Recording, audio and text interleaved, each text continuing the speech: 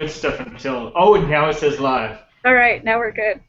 Well, welcome everyone. My name's Suzanne, and I'm the Adult Services Librarian at Lewis and Clark Library. And I'd like to welcome Kyle Walters to the Lewis and Clark County, Montana's Big Read conversation about Mark Twain and the Adventures of Tom Sawyer. Hello, Montana, and hello, the world. So this is part of the Big Read, which is a program of the National Endowment for the Arts in partnership with Arts Midwest. It's a grant that we get, and this is our 8th grant, so we're really excited about this. But this is our first time with Kyle, so I'm even more excited about that. Information I have about Kyle, I pulled from your website. I have that. Egregiously outdated. You're a producer, yes, a filmmaker, an actor, a web designer, and a visual artist, right? Yeah. Yeah. Right. And pretend pirate. Nice. And I have that you're. I thought this would be thematically wonderful for today. It's really good. I like it. I like it. I have your latest project as the New Adventures of Peter and Wendy. I work on that every day of my life, yes. And are you still working on that? I read that season 1 was done. Are you doing season 2 or? We finished season 1, and we are currently in pre-production of season 2. Congratulations. Thank you. It's super exciting. That's great. And then, in the show, I play Peter Pan, and it's a sort of a modern adaptation, taking J.M. Barrie's novel, putting it in American suburbia in this town called Neverland, Ohio, and the viewers and all the characters are faced with the struggles of finding the balance between your childhood passions and the stupid stuff that growing up brings. So is it kind of a... Sorry, go ahead. No, it's all you. So is it kind of a coming-of-age story, or is it about Peter and Wendy when they're grown-ups? Well, so I play Peter Pan. So it's sort of about that weird mid-20s, late 20s, early 20s thing where right now it's like it's sort of about a different stage of growing up. Where we sort of feel like past generations have taught us that we should be grown up right now, but the millennials, I guess, maybe aren't. I'm not. Nice. Well, and part of your website also talked about how you like video games and comic books. Yeah, speaking on the subject of not being grown up, yes. One of my best friends loves comic books. It's all good. No judgment here. Oh, good. Oh, good. So what comics do you like the best? I mean, I grew up, I was definitely a Spider-Man guy. Spider-Man and X-Men. One of my favorite ones is Why the Last Man. That one's really written well, and it's fun. Yeah. Cool. So this is a question I was thinking about, and what was your childhood like? Was it like Neverland? Was it like Tom Sawyer's growing up? Was it somewhere in between? That's really interesting. Well, it's interesting. So both, I mean, Peter, Tom, and Huck, Peter Pan, Huckleberry, and Tom Sawyer. They're all sort of they're kind of similar. They're in the same world of rapscallion little boys. Yes. I am afraid I might have been a little bit more like Sid. But I was a square. I was a I was a little goody two shoes and afraid to do what Tom and Huck and Peter do with their lives. So I don't know. I was overly cautious, but my sort of growing up it felt like quintessential suburbia. Where I mean, I guess Huck would still go out or Tom would still go out and pick trouble, but I didn't. I'm a Sid, and that makes me sad. I love it. I love it. So, are you a tattletale as well? Oh, well, no. I guess not that version of Sid. But I was more of a homebody, I guess, and just didn't get into trouble. My exploration of imagination was through doodling and playing games and doing video sketches with my sister um, so I'm not completely Sid. That makes me feel happier. I'm just my fun and exploration was more uh, Cerebral. yeah, that works. Yeah. So, another thing I read about you is that koalas and monkeys are your totem animals. Oh yeah. Well, it's been this struggle for me all my life because I really want to be a monkey, but I'm people say I'm more of a koala. Oh, okay. All right. So, your challenge for tonight is to fit a monkey comment somewhere in this conversation. Okay. All right. I mean, yeah. Okay. Stick All that right. in the back of your head. That sounds good. Okay. So, one of the questions I had was, what kind of man do you think Tom Sawyer would have grown up to be? Oh. Um, Mark Twain sort of suggests that he might become a lawyer at some point, right? Mm-hmm. And that actually could work because throughout the book we sort of see him. Uh, well, no, I think he would be a director, a film director. Really? Yeah, because he seems to like to become this general or leader of people in crazy worlds and ideas, and so I think that film directing would be sort of a wonderful uh, marriage of what he does as that joyful energies that he has as a kid, Mm-hmm. because he could make these worlds and stories and lead people through that. Um, Yeah. that's what I would hope he'd turn out to be. Uh, but I think I might be wrong, but I feel like Mark Twain doesn't necessarily love adulthood. Um, And so I think that he might, as a moralistic story towards us, he might make Tom Sawyer turn out to be like he'd work in one of those filing rooms at the back of the gym that has no windows. Like in Brazil? Yeah. This totally dystopian or totally boring, the most boring menial day job ever, and you can just and you can just see this like single tear go. Oh, I'm gonna laugh too hard to finish this. Oh goodness. All right. So I love that. um, so in this idea of Mark Twain talking and using nostalgia in Tom Sawyer, when you did Peter and Wendy, did you use nostalgia in that? And if you did, how and why did you choose that way, or why not? Let me understand the question. So, this idea of nostalgia for your childhood, or Mhm. Yeah. um, well, in our version of in our adaptation, we have. I feel like most of our characters are still joyful and playful and young, so uh, it's not nostalgic for them yet. It's Mm. they're they're at the stage where they're battling with finding the balance, um, or being confronted with growing up and all that, and these increased maturity that's being forced upon them. Um,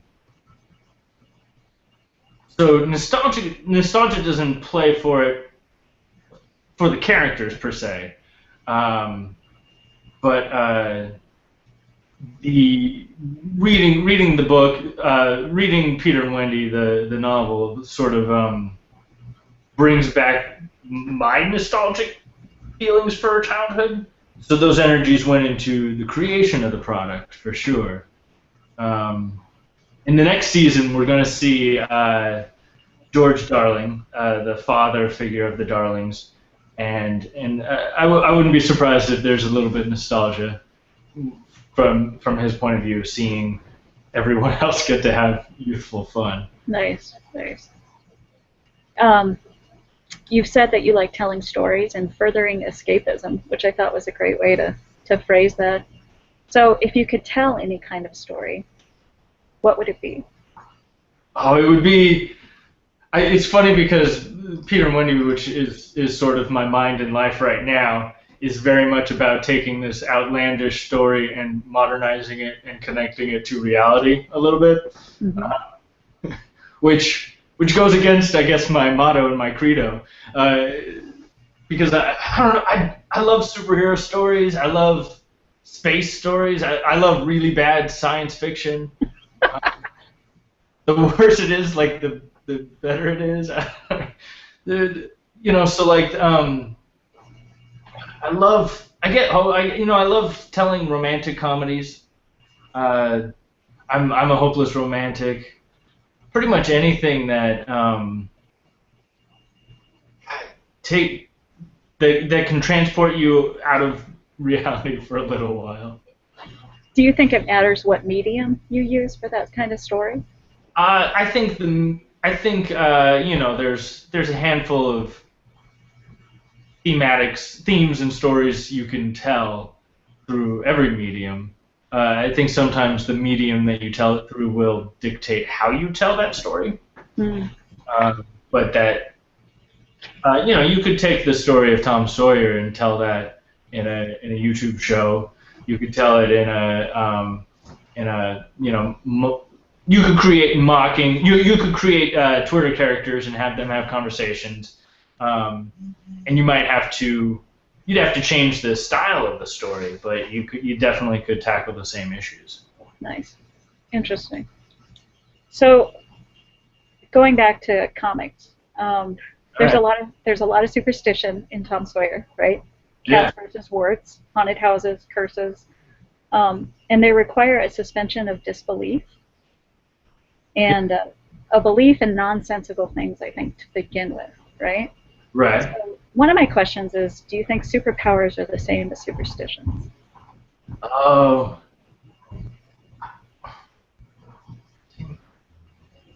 It's interesting. It's all. I feel like they probably have some roots in that. They're. Me with superstition sort of has almost a scary or negative connotation to it almost, whereas superpowers might be on that same litmus paper but be on the more positive side in my mind. It's I always thought that superheroes sort of reminded me of the Greek and Roman gods and goddesses from mythology. Sure. Right. When that was sort of a way to explain the unexplainable at that point in time, but we know a lot more now. And so now it's about fun and escapism and imagination. And it's also kind of this closed system. Like a comic book world is closed. It has its own rules. Right. And I feel like Tom Sawyer had its own rules, too. Yeah, I mean, if Tom Sawyer was written now, they might not be pretending to be pirates. They might be pretending to be supervillains or superheroes or superhuman or mutants or something, or zombies. I don't even know. But yeah, it comes with this. It's an escapist world with these rules and typical story arc structures that allow you to play in them. So, do you think that I don't know if superstition is the right word, but like in today's technological world, do we have those kinds of superstitions in today's world, or do you think that they're all gone? Well, I'll probably only be able to talk from my first world experience. Um, uh, Good point. I mean, there's always. I mean, that's an interesting question because the more we know things, the more part of us wants to not know some things. Mm-hmm. There's some magic. There's our desire for magic. There's like the second we find out how the bunny appeared in the magician's hat, just it's like our loss of innocence. Mm-hmm. We're reaching maturity through our knowledge, and so I don't know. That question makes me sad. And so I'm trying to think of some superstitions like, you have to turn off your phone before you go to sleep or something. I don't know what the superstitions are, but yeah, I don't have an answer for that either. I just kind of thought it was because with video games and storytelling, back to the comics and the superpowers, you have these rules that you play by, and so. Especially in video games, you're pretty much just given a set of options and you're problem solving. And it's like a choose your own adventure kind of thing, right? Right. And there's these story tropes that we all know that are ingrained in our minds that we can follow and go with those stories. So, is a trope the same as a theme? Sure. Yeah, I mean, I guess a trope would be more like stereotypical story devices. Tom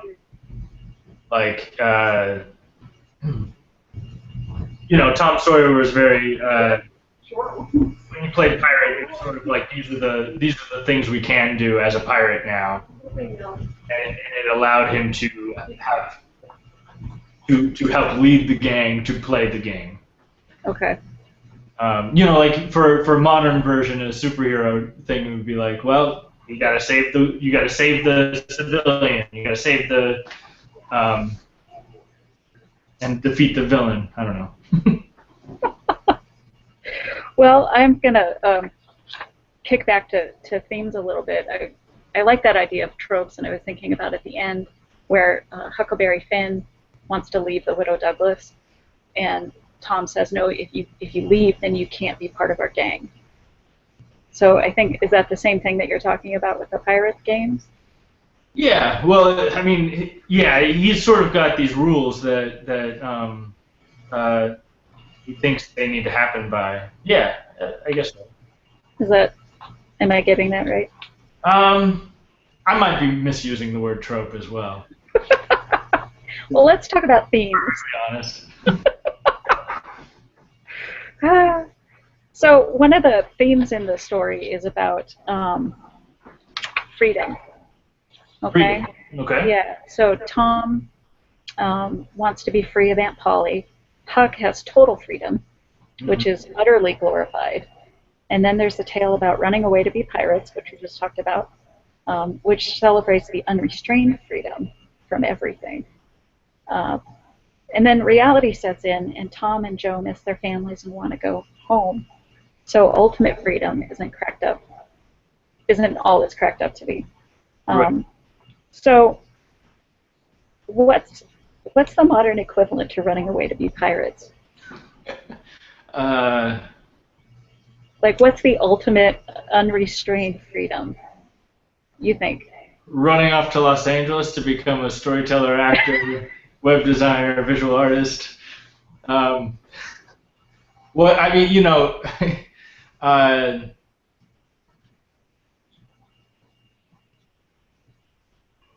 what's interesting is I feel like you could only possibly find that freedom as a child. Oh, really? Interesting.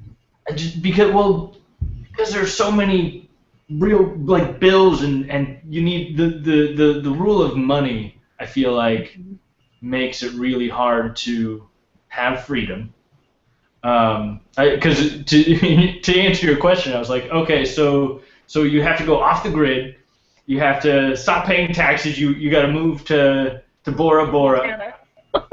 Oh, Canada. Yeah, Canada's totally free.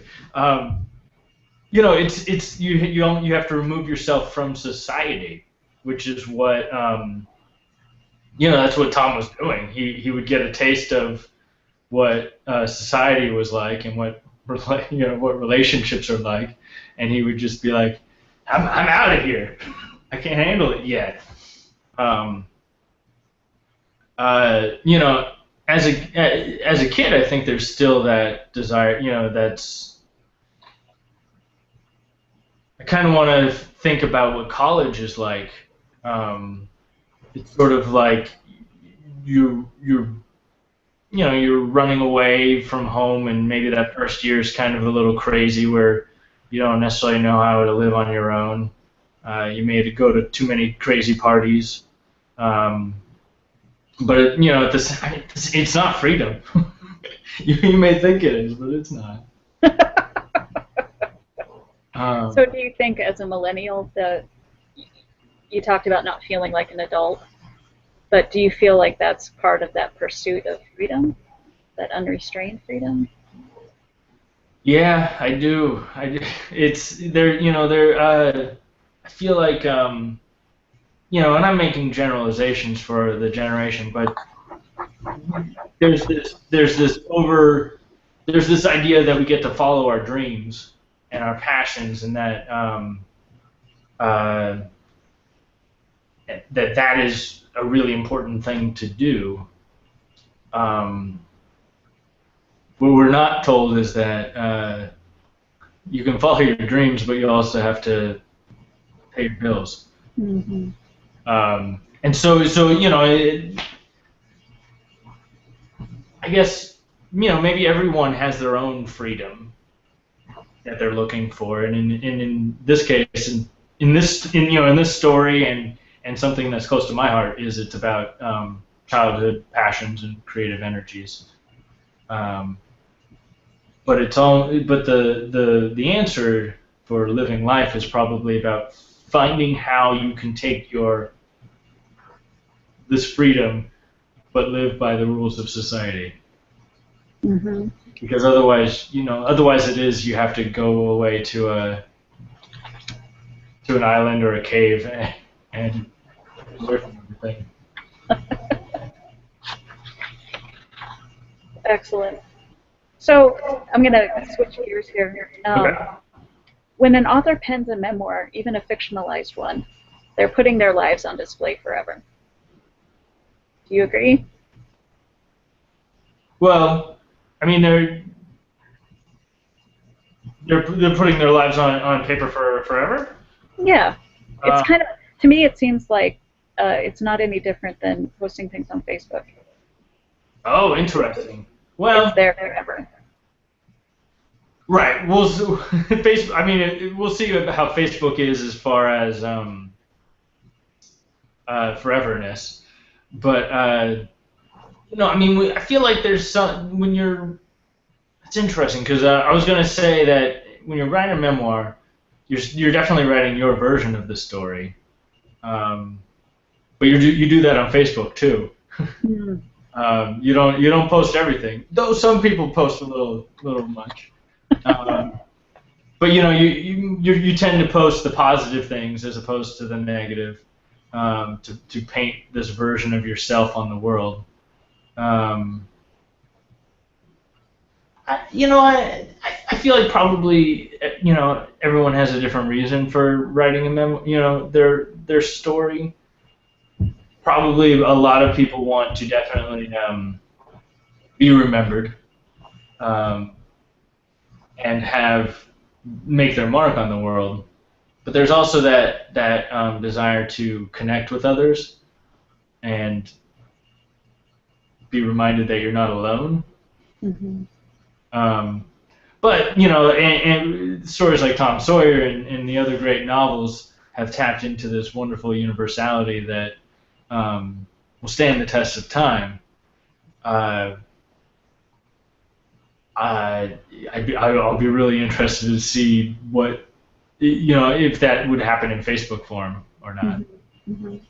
If maybe 100 years from now, there's like, because Facebook owns everything we put up there, they create this like library or memoir of the whatever we're in, the teens, the 20 teens, Yeah. you know, and it's this sort of group meta memoir. Wow. All right, another question. You are a very talented visual artist. I looked at your website in many mediums, from oils to web media, acrylics and watercolors. Well, thank you. So if you were to paint a millennial nostalgic childhood, right? Yeah. What would you paint? Okay. A millennial. Wait, say that again so I can get it right. Okay, a millennial nostalgic childhood. Oh, okay. What image would you use? Oh man. Okay, so. The first thing that comes to your mind. Okay, this is the first thing that came to my mind. Are you familiar with the painting? I think it's called American Gothic. Yes. Except it would be, the father and the mother, two kids, a cat and a dog, and I feel like the barn behind them would be a suburban house. The family would not be people; they would be monkeys. Bravo! And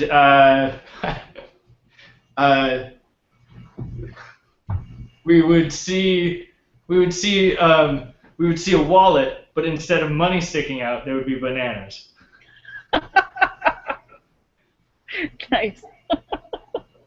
I don't know. I used to play with this idea of this visual of a banana with wings that's flying around, and this visual of monkeys not being able to catch the thing that they desire and need. But that's sad. But very telling at the same time. Yeah. So tell me one of your adventures of your own. Sorry, what? Tell me one of your favorite adventures of your own. Oh, one of my favorite adventures of my own. Goodness gracious.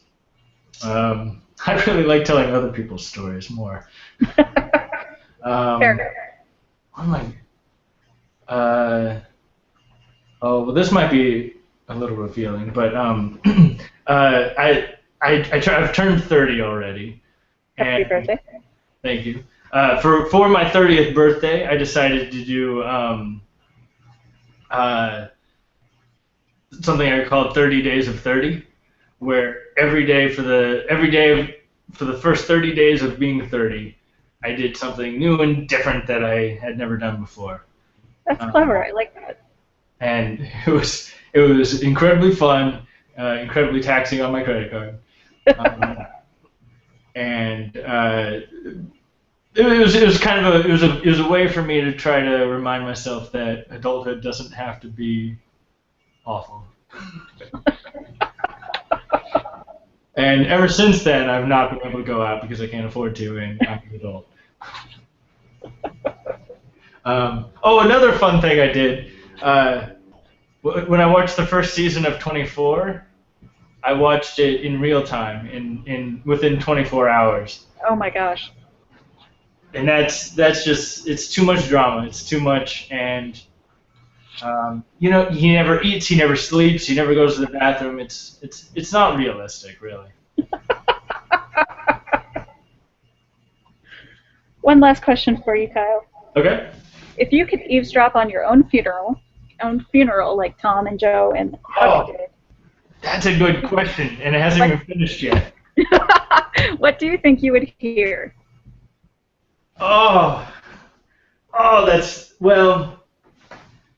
So, I mean, I think that I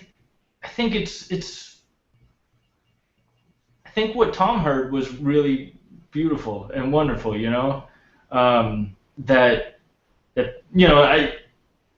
I'd like to know that I was missed, or I will be, that that I helped people while I was around.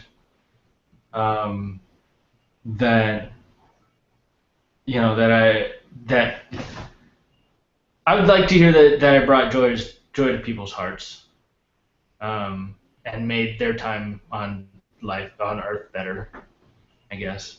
God, that's a good question and incredibly depressing. Well, let's end with something lighthearted. Like, do you have any koala jokes? Oh, do I have any koala jokes? Um, The koala walks into a bar. right. Do you have a koala joke? I don't. I totally don't. Do you eucalyptus? No, it's not even gonna happen. All right. Well, thank you so much, Kyle. I really appreciate your time this evening. Thank This you, was really Suzanne. fun. Yeah. And anyone out there watching, you should read Tom Sawyer. It's great. All right. Thank you. Thank you for having me. Bye-bye. Bye.